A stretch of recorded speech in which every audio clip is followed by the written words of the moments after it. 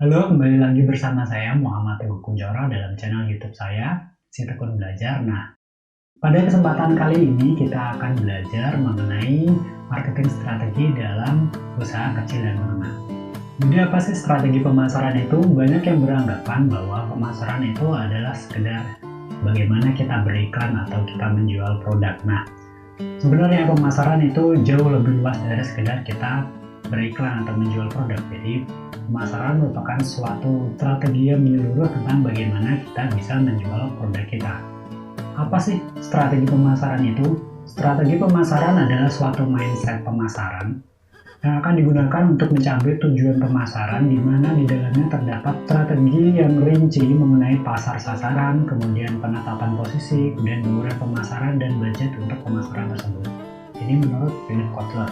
Secara singkat, strategi pemasaran dapat dijelaskan dengan framework berikut.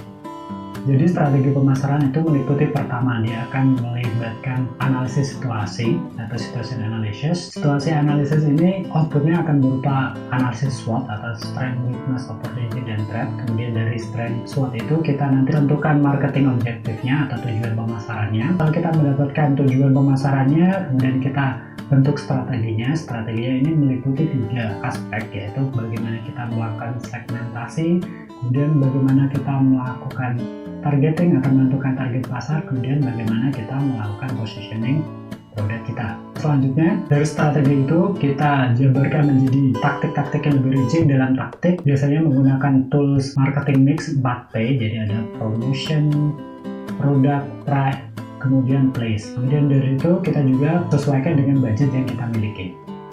Pertama-tama sebelum kita membuat strategi pemasaran, yang harus kita lakukan adalah dengan membuat analisis situasi. Nah, analisis situasi ini merupakan tahapan pertama yang harus dilakukan oleh setiap organisasi atau perusahaan untuk mendefinisikan kondisi terkini dari perusahaan atau kondisi saat ini dari perusahaan, serta masalah apa yang dihadapi baik internal maupun eksternal. Hasil yang diperoleh ini akan digunakan sebagai bahan untuk merancang marketing objektif dari perusahaan, kemudian untuk merancang strategi yang tepat untuk bisa mencapai tujuan dari perusahaan tersebut. Kondisi internal meliputi kondisi perusahaan saat ini, jadi dia fokus ke apa keunggulan dan apa kelemahan dari perusahaan. Sedangkan kondisi eksternal dia meliputi perubahan-perubahan yang dapat mempengaruhi pasar, seperti ekonomi, sosial, politik, teknologi, kemudian persaingan dalam industri, kemudian juga mengenai analisis tentang konsumennya. Output dari analisis situasi ini adalah berupa analisis SWOT, yaitu berisi tentang analisis mengenai keunggulan, kelemahan, kemudian peluang, dan juga hambatan yang mungkin akan dihadapi perusahaan ditinjau dari sisi internal dan sisi eksternal dari perusahaan. Nah, setelah kita melakukan analisis SWOT, kemudian kita mengetahui apa keunggulan kita, apa kelemahan, apa peluang yang ada di pasar, kemudian apa hambatan-hambatan yang mungkin mengganggu. Selanjutnya kita bisa menentukan tujuan atau objektif dari strategi pemasaran kita. Jadi semua perusahaan pada dasarnya mempunyai tujuan. Jadi tujuan secara simpel itu didefinisikan bagaimana kita memilih di kondisi atau di posisi apa kita ingin berada. Kemudian kapan kita ingin mencapai kondisi tersebut. Jadi misalkan seperti ini, kita mendapat suatu project peluncuran produk baru. Nah, bagaimana kita merumuskan tujuan dari marketing plan kita atau tujuan dari marketing strategi kita? Kita bisa menyusun tujuannya seperti ini. Misalkan tujuannya adalah kita ingin memenangkan 10% pangsa pasar dalam tempo waktu 12 bulan. Jadi di sini jelas kondisi yang ingin dicapai adalah kita ingin mendapatkan 10% pangsa pasar. Kemudian di sini juga jelas kapan kita ingin mencapai target tersebut, yaitu dalam waktu 12 bulan peluncuran produk baru tersebut. Selanjutnya setelah kita menentukan tujuannya, langkah berikutnya adalah kita menentukan strateginya. Strategi merupakan eksplorasi untuk memahami segmen pasar, kemudian memilih target market, dan menetapkan positioning perusahaan yang akan dibentuk di benak pelanggan. Jadi intinya dalam strategi ini kita akan melakukan analisis segmentasi, targeting, kemudian positioning. Jadi kita menentukan target kita dari segmen yang sudah kita pilih, kemudian kita mempositioningkan bagaimana produk kita di benak konsumen kita.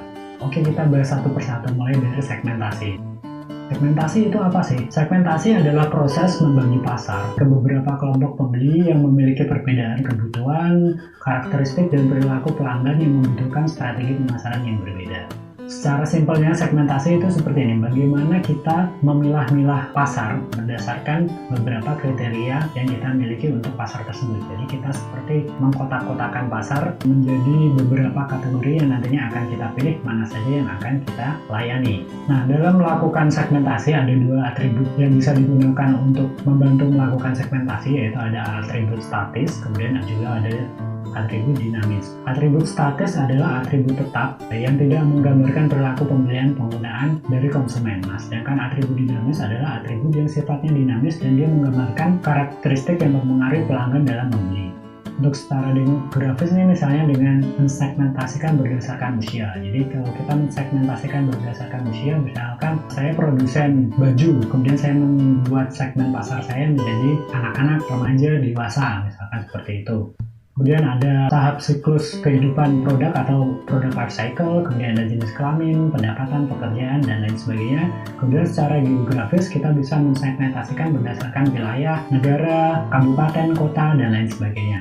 Kemudian atribut dinamis, ini misalkan psikografik, yaitu dengan misalkan melihat gaya hidup dan kepribadian seseorang. Misalkan tadi gaya hidup Nike misalkan. Dia mensegmentasikan berdasarkan gaya hidup dari konsumennya, yaitu orang yang suka dengan gaya hidup sehat, suka olahraga, dan lain sebagainya. Nah, untuk behavioralnya sendiri, misalkan dia bisa mensegmentasikan berdasarkan kesempatan, manfaat, status pengguna, tingkat penggunaan, dan status loyalitas, dan lain sebagainya. Sebagai contoh adalah sepatu Nike yang saya sebutkan tadi. Nah, ilustrasi segmentasi berdasarkan personalisasi yang dilakukan oleh Nike adalah sebagai berikut. Jadi, Nike biasanya mengeluarkan produk personal berdasarkan umur, gender, kemudian dengan kustomisasi yang bervarian. Nah, misalkan sering kita perhatikan bahwa Nike ini membuat produknya dibedakan menjadi produk untuk perempuan dan produk untuk laki-laki. Jadi, produk untuk perempuan dan laki-laki size-nya biasanya berbeda, jenisnya berbeda, warna yang dijual juga berbeda. Nah, itu merupakan contoh bagaimana dia mensegmentasi pasarnya berdasarkan gender. Kemudian langkah selanjutnya setelah kita melakukan segmentasi, setelah kita memilah pasar menjadi beberapa segmen untuk bisa kita pilih, langkah selanjutnya adalah kita melakukan targeting. Jadi targeting itu intinya apa sih? Targeting itu merupakan proses mengevaluasi segmen-segmen pasar yang ada, kemudian memilih satu atau lebih segmen untuk kita layani. Jadi secara singkat atau secara lebih simpel, kita ingin menjawab pertanyaan, pelanggan mana sih yang ingin kita layani atau perusahaan layani? Nah, dalam mengevaluasi target market ada beberapa faktor yang bisa kita jadikan pertimbangan untuk memilih target pasar mana yang ingin kita tuju. Pertama ada ukuran pasar atau market size-nya. Jadi pastikan segmen pasar tersebut cukup besar dan bisa memberikan profit bagi perusahaan. Yang kedua adalah pertumbuhan pasar atau market growth. Jadi pastikan segmen pasar tersebut memiliki peluang untuk tumbuh di masa depan. Jadi pasar ini bisa digunakan untuk jangka waktu yang panjang. Kemudian yang ketiga adalah keunggulan kompetitif atau competitive advantage. Nah, pastikan juga perusahaan kita memiliki cukup kekuatan dan kemampuan untuk melayani segmen pasar yang kita pilih tersebut. Kemudian yang terakhir, pastikan situasi persaingan atau competitive situation-nya. Pastikan untuk mempertimbangkan tingkat kompetisi di segmen tersebut. Siapa market leader-nya, terus berapa banyak pesaing di dalamnya, kemudian ada pesaing yang ingin masuk juga atau tidak. Nah, apakah persaingan di industri tersebut cukup padat atau saturated atau tidak? Jadi dalam memilih target pasar kita ada beberapa pilihan yang bisa kita lakukan. Misalnya kita memilih single segment atau segmen satu segmen saja, atau kita memilih niche market. Kemudian kita bisa melakukan selective segmentation, jadi kita memilih beberapa segmen untuk beberapa produk yang berbeda. Kemudian kita bisa fokus untuk satu pasar, yaitu dengan market segmentation, jadi kita membuat beberapa produk untuk satu pasar yang sama. Atau kita bisa sebaliknya melakukan product specialization, yaitu dengan fokus membuat satu produk untuk beberapa market yang sama. Kemudian kita juga bisa melakukan full market coverage, jadi kita bisa membuat banyak produk untuk mencukupi market-market semuanya yang ada. Selanjutnya setelah kita menemukan target market kita, siapa yang ingin kita layani, maka selanjutnya adalah kita melakukan positioning. Jadi positioning adalah satu tindakan membentuk nilai dan citra perusahaan sehingga mereka menempati posisi kompetitif yang bermakna dan berbeda di benak target konsumen kita. Kemudian kita bisa membuat positioning benefit factor. Nah, positioning benefit factor ini ada 4 macam. Pertama ada performance benefit factor, yaitu tingkat di mana produk atau jasa yang ditawarkan sesuai dengan permintaan dan harapan sasaran pasar. Yang kedua ada convenience benefit factor, yaitu kenyamanan dalam membeli produk menyimpannya, kemudian menggunakannya. Nah, yang ketiga ada price benefit factor, yaitu tingkat di mana produk yang ditawarkan harganya tepat atau dia sesuai, atau kita bisa nyebutnya harganya worth it. Nah, yang keempat ada psychology benefit factor, yaitu tingkat di mana produk atau jasa dapat membantu pelanggan dalam membentuk prestige, social acceptability, kemudian self-esteem, dan self-actualization. Nah, untuk lebih jelasnya, yang berikut adalah contoh mengenai positioning dari perusahaan Gojek dengan produk GoRide-nya. Jadi, Gojek dan GoRide-nya ini dia mempositioningkan diri sebagai your safety with GoRide is ensured, not to mention your convenience. Jadi dia mempositioningkan diri sebagai layanan ojek yang aman dan nyaman, yaitu dengan tagline-nya seperti tadi, yaitu your safety with GoRide is ensured, not to mention your convenience. Jadi dengan slogannya tersebut, Gojek menjelaskan bahwa dia akan menawarkan atau memposisikan dirinya sebagai layanan ojek yang memberikan kenyamanan dan keamanan bagi para pelanggannya. Selanjutnya, setelah kita melakukan strategi dengan melakukan segmentasi, targeting, kemudian positioning, langkah selanjutnya adalah dengan membuat taktik. Jadi, taktik merupakan langkah konkret dari strategi yang telah dikembangkan dalam arsitektur marketing. Nah, jadi ini kalau tadi strategi itu secara garis besarnya, taktik ini adalah melakukan langkah-langkah detailnya. Tools atau framework yang biasa digunakan dalam menyusun taktik marketing adalah dengan menggunakan marketing mix atau 4P. Marketing mix adalah seperangkat alat pemasaran taktis terkendali yang dipadukan perusahaan untuk menghasilkan respon yang diinginkan di pasar sasaran. Biasanya ini meliputi 4P, yaitu produk, price, place, kemudian promotion. Nah, 4P yang pertama adalah produk. Nah, produk ini adalah suatu barang atau jasa yang ditawarkan produsen agar dapat dimanfaatkan konsumen untuk memenuhi kebutuhan atau keinginannya. Dalam membuat suatu produk, perlu diperhatikan 3 level kegunaan dari produk, yaitu kita harus memperhatikan apa core produknya, kemudian aktual produknya apa, kemudian augmented produknya apa. Jadi secara singkat seperti ini. Core produk itu merupakan benefit atau manfaat apa yang bisa diberikan atau ditawarkan oleh produk, atau solusi apa yang bisa diselesaikan dengan produk tersebut. Kemudian level keduanya adalah aktual produknya. Jadi produk aktualnya itu seperti apa, bagaimana kualitasnya, bagaimana warnanya, bagaimana bentuknya, bagaimana brandingnya.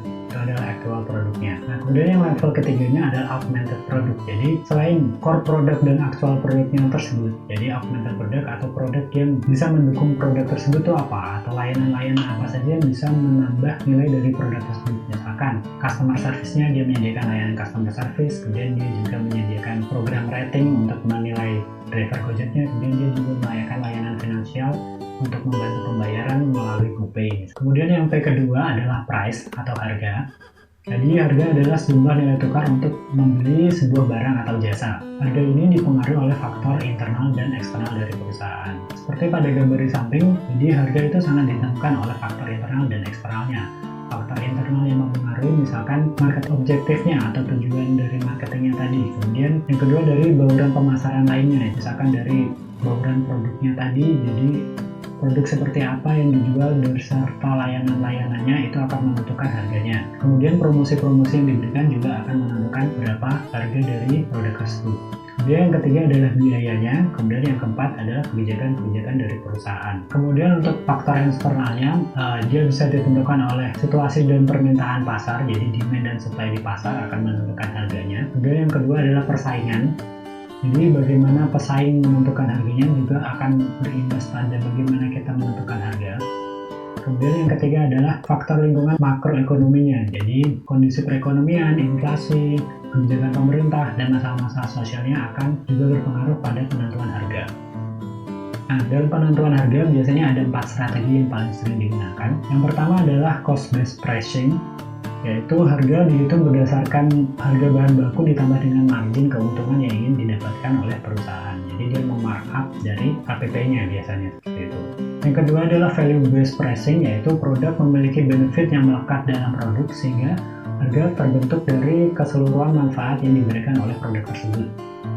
Nah, yang ketiga adalah market based pricing. Jadi biasanya produk ini merupakan produk yang berupa komoditas, jadi bentuknya sama. Kemudian harganya ditentukan oleh demand dan supply yang ada di pasaran. Nah, yang keempat adalah competition based pricing. Jadi produk ini akan dijual sesuai dengan produk yang dijual dari kompetitor.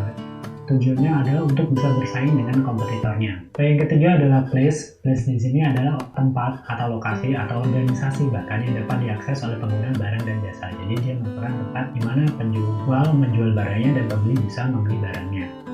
Beberapa kriteria untuk place yang baik adalah pertama, dia harus convenient atau kenyamanan, atau kemudian mencari membandingkan produknya. Nah, misalkan di online marketplace seperti misalkan Tokopedia, Shopee, dan lain sebagainya, kita dengan mudah membeli barang, kemudian barang dikirimkan. Nah, yang kedua adalah existence atau keberadaan. Jadi, existence ini merupakan di mana sih produk itu bisa kita temukan. Nah, contohnya teh botol bisa kita temukan di rumah makan, di franchise, atau di toko-toko minimarket, supermarket misalkan seperti itu. Yang ketiga adalah variety atau keragaman produk. Perusahaan harus menyediakan ragam produk bagi konsumennya. Yang keempat adalah safe and on time, jadi keamanan dan waktu yang tersedia. Jadi produk yang tiba dan tersedia harus sesuai dengan yang dijanjikan oleh si penjualnya.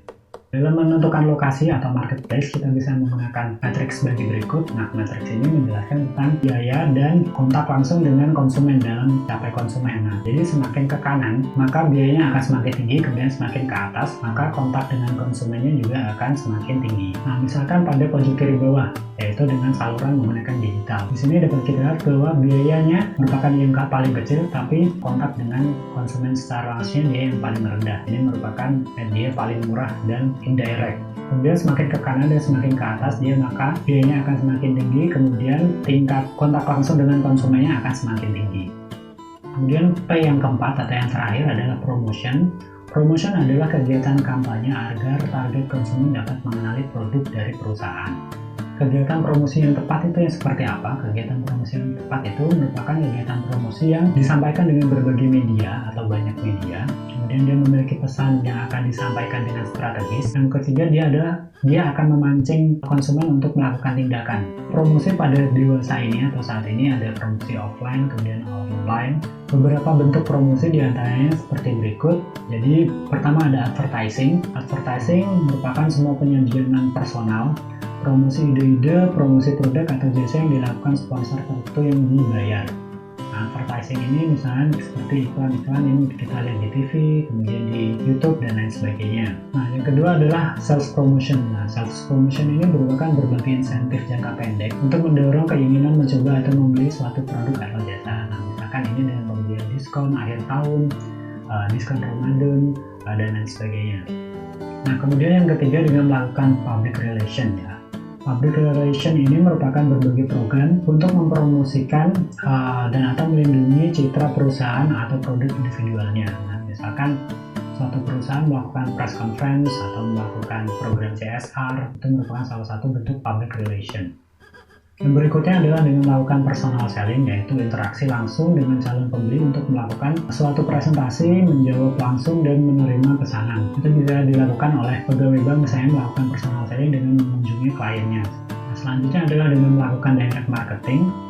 Direct marketing ini merupakan penggunaan surat, telepon, email, SMS, atau media sosial atau media lainnya sebagai media promosi agar mendapatkan tanggapan langsung dari calon pelanggan. Nah, dalam membuat promosi, ada beberapa hal yang bisa diperhatikan. Nah, pertama adalah target audiensnya. Jadi, siapa dari sasaran promosinya? Berarti kita mengacu pada dari target market kita tadi. Kemudian, yang kedua adalah communication objektifnya. Jadi, tujuan dari komunikasinya itu apa? Jadi, tujuan dari komunikasi ada 3, yaitu emosional, moral, kemudian rasional. Nah, emosional ini merupakan pesan promosi yang lebih mengutamakan aspek emosi daripada konsumennya. Kemudian yang moral merupakan pesan promosi yang menyentuh aspek moral dari konsumennya. Kemudian rasional adalah pesan yang berisi fitur dan benefit produk yang langsung dirasakan oleh konsumennya. Nah, jadi kita tentukan tujuan dari promosinya itu seperti apa. Kemudian langkah selanjutnya adalah melakukan desain message-nya atau pesannya. Jadi apa pesan yang ingin disampaikan? Apakah kita ingin mengajak, melakukan himbauan, memberikan informasi, dan lain sebagainya. Nah, kemudian yang keempat adalah dengan menentukan medianya. Jadi media apa saja sih yang akan digunakan dalam menyampaikan pesan tersebut. Misalkan apakah promosinya akan dilakukan melalui TV, melalui YouTube, melalui sosial media, melalui marketplace tertentu. Setelah tadi kita bisa membuat strategi, kemudian kita membuat taktiknya, langkah selanjutnya adalah menyesuaikannya dengan budget. Jadi setiap taktik itu pada dasarnya mempunyai harganya masing-masing. masing-masing. Jadi kita bisa saja membuat taktik-taktik marketing yang luar biasa, tetapi dengan keterbatasan budget tentu saja tidak semuanya dari taktik tersebut bisa kita gunakan. Jadi ada beberapa taktik yang harus dipilih sesuai dengan budget dari perusahaannya. Terutama untuk UMKM sendiri ini, susunlah taktik sesuai dengan budget untuk mencapai tujuan yang telah ditentukan oleh UMKM tersebut. Jadi jangan memaksakan untuk menggunakan taktik marketing dengan biaya yang terlalu tinggi jika budgetnya belum mencukupi. Sekian beberapa materi yang bisa saya sampaikan mengenai marketing strategi. Atas perhatiannya, terima kasih. Action. Secara singkat, strategi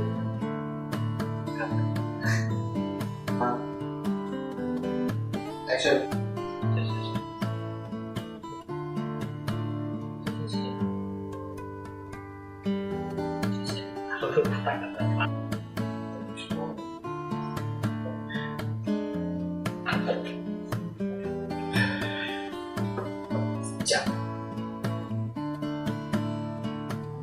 Action.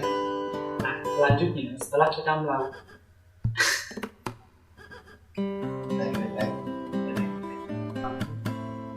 Action. yang keempat ada psikologi faktor, yaitu tingkat di mana produk atau jasa dapat membantu pelanggan dalam membentuk prestis, social acceptability, kemudian self-esteem, dan self-actualization. Secara emosional meningkatkan. Faktor yang pertama adalah produk. Nah, produk adalah suatu barang atau jasa yang ditawarkan produsen agar dapat